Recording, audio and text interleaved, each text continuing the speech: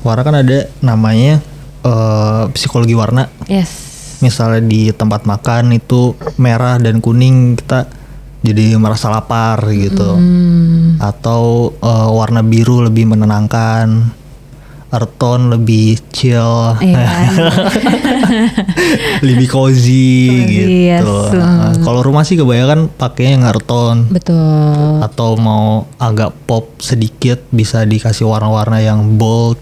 4.000 Kak. Oh iya. Iya sih, dia nyaman itu nggak kayak keterangan. putih nggak putih, kuning nggak kuning gitu, natural white namanya. Pas lah gitu ya. Enggak yang kamu bilang tadi. Kalau di rumah ini oke. Iya, cozy. Atau mau agak kuning sedikit biar ada kesan cozy-nya itu 3.000 Kak gitu.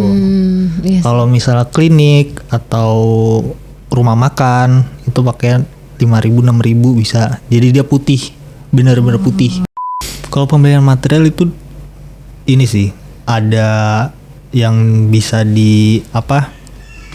dipadu-padankan itu yang polos, glossy, matte dan tekstur. Jadi misalnya di bagian-bagian tertentu, di bagian-bagian aksen itu dikasih tekstur yang beneran dia kalau dipegang ada gerger-gerger gitu. Iya, kayak kerasa ya. Dari tekstur itu si lampu masuk set, jadi teksturnya makin terhighlight gitu. Iya.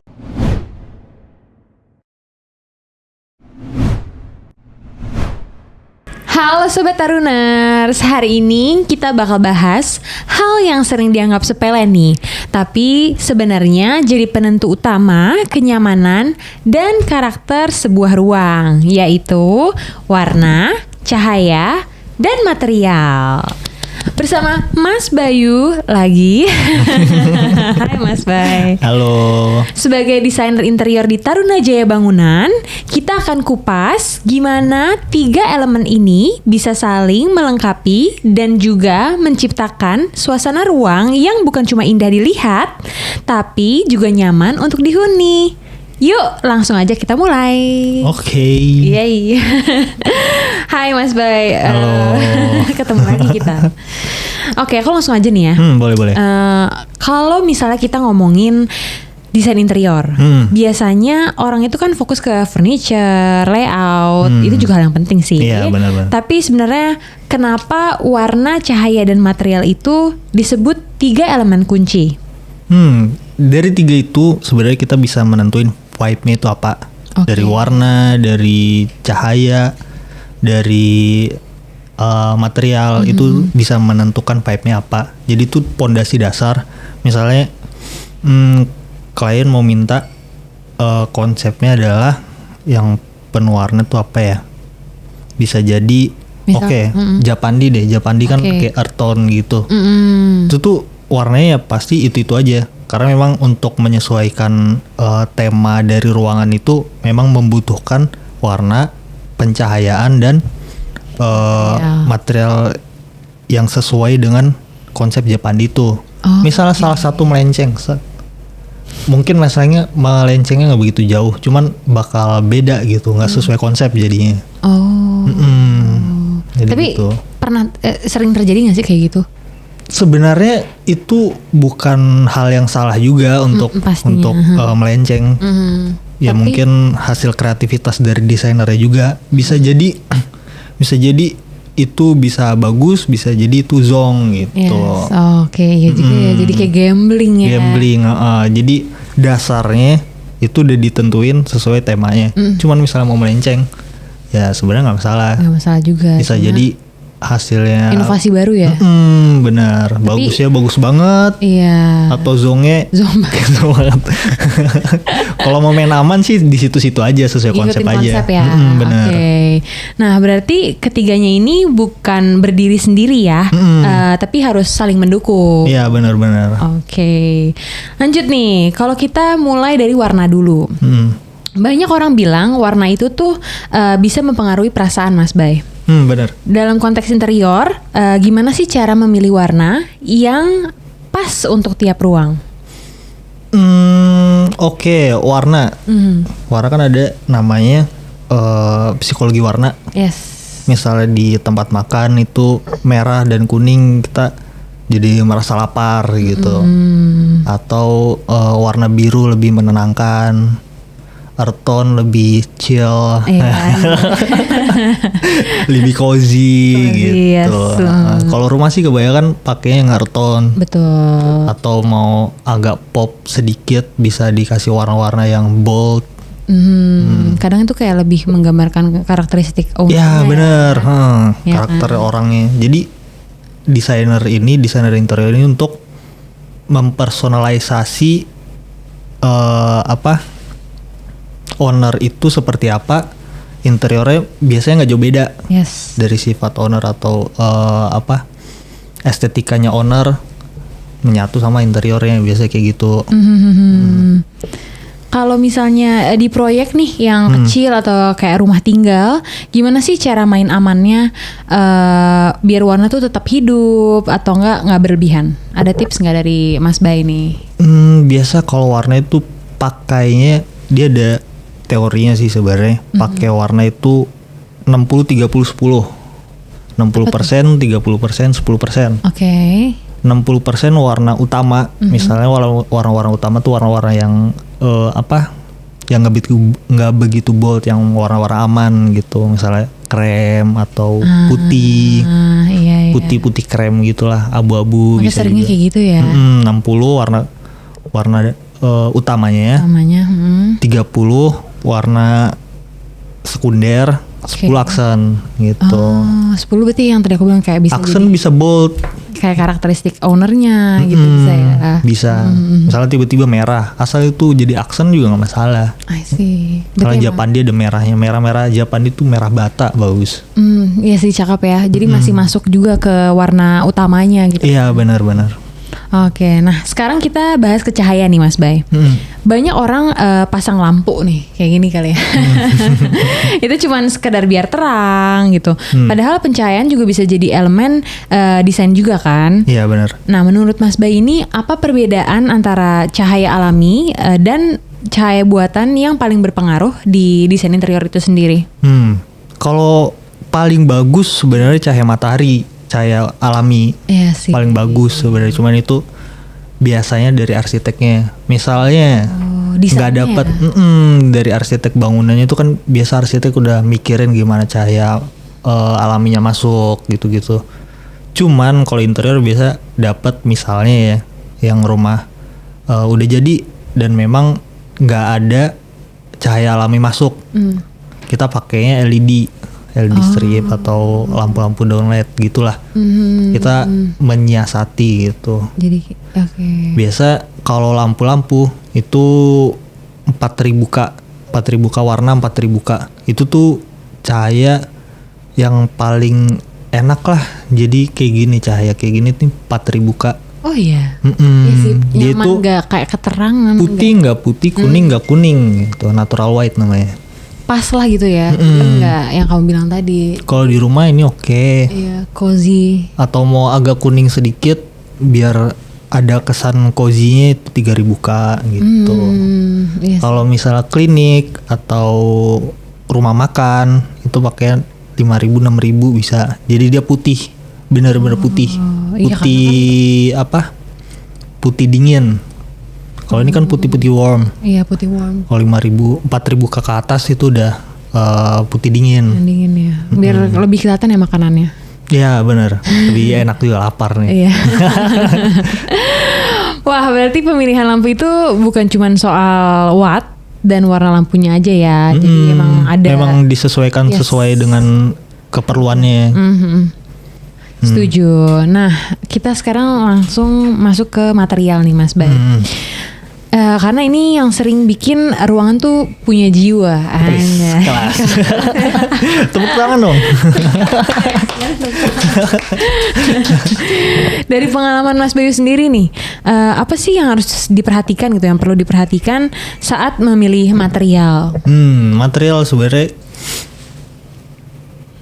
ada material alami, ada material yang sintetis. Kalau paling enak tuh kalau HPL kan itu ada motif serat kayu, cuma dia Ya, sintetis. Yang di episode kemarin kita bahas ya.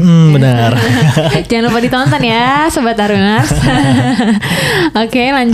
Kalau HPL kan ada yang serat kayu, itu kan sintetis. Ada yang kalau buat preacher ada namanya wood veneer. Buat nih. Itu yang alaminya. Sebenarnya bagus yang mana? Alami bagus sih.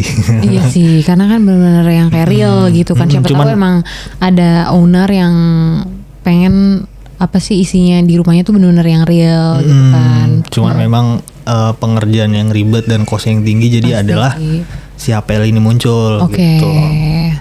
Kalau pembelian material itu ini sih ada yang bisa dipadu-padankan, itu yang polos, glossy, matte, dan tekstur.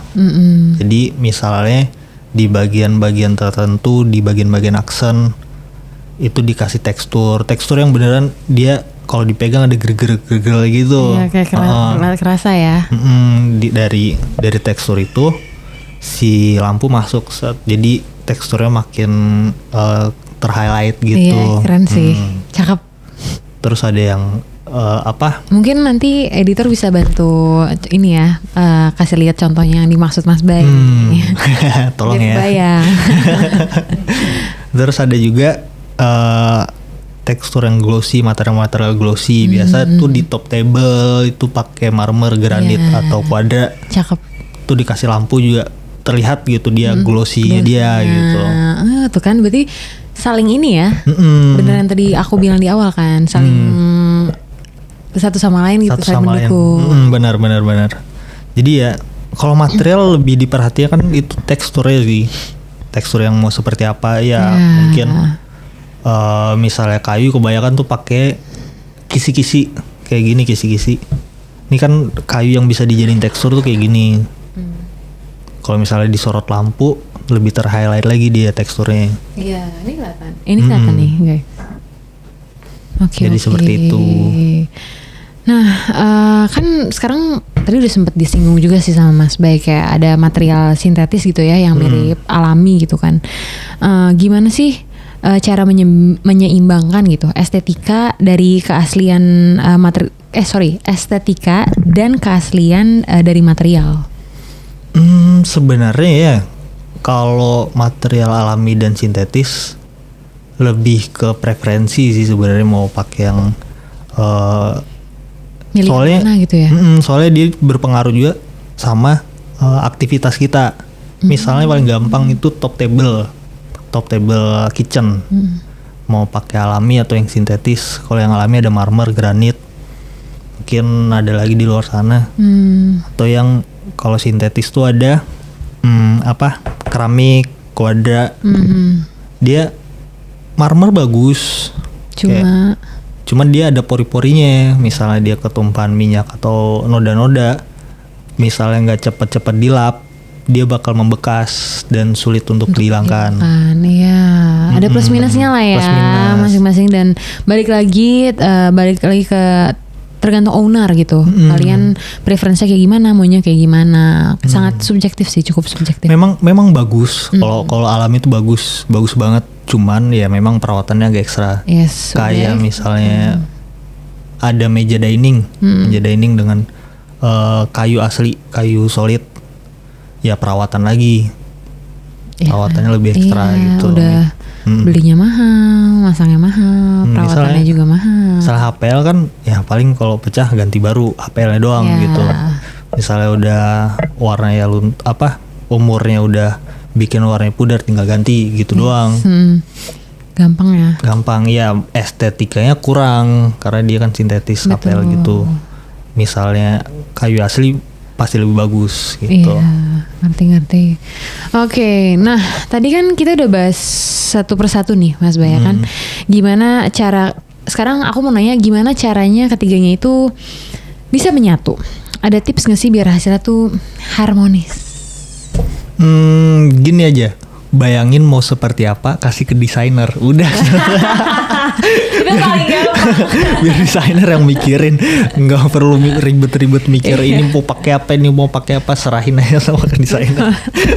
Lah itu yang real ya nggak sih? Iya, no bener. gimmick, no gimmick. No Kita gimmick. nggak usah gimmick. Emang benar kalau kalian, ya udah gue suka ini nih. Duh gimana tapi gue pusing tuh. Nah yaudah langsung aja ketemu. Contohnya ke Taruna Jaya Bangunan. Langsung ceritain nih ke desainer kita ya kan kita free konsultasi juga. Teman-teman tinggal datang. Kita maunya desain rumah kayak gini nih. Mau ada aksen ininya gitu. Nanti pasti akan dibantu. Kejadian rumah klasik kayak duko dan lain-lain. Saya mau warna lilac di meja rias saya. Bingung. Gimana Bingung caranya? desainernya. Tapi tetap dipikirin. Iya dong, itu pasti. Mungkin misalnya orang awam mikir saya suka warna ini tapi ditaruh di konsep ini ya. Mungkin bisa jadi zonk. Iya. Sayang banget gitu. Misalnya desainer pikirin tone warnanya disamain. Yes, pasti ada eksekusinya beda lah. Disamain biar lilac ini bisa masuk ke konsep secara keseluruhan Dari rumah itu ya kan. bener. Tuh, itu gunanya ada desainer. Contohnya di Taruna Jaya Bangunan. Nah, menarik banget kan pembahasan hari ini bersama Mas Bayu.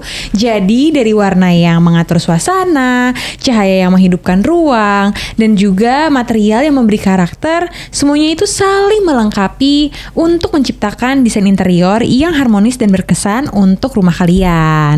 Jadi terima kasih Mas Bay sudah memberikan Terima kasih. insight-nya dan pengalamannya tadi tentang proyek dia juga cerita yang lagi digarap.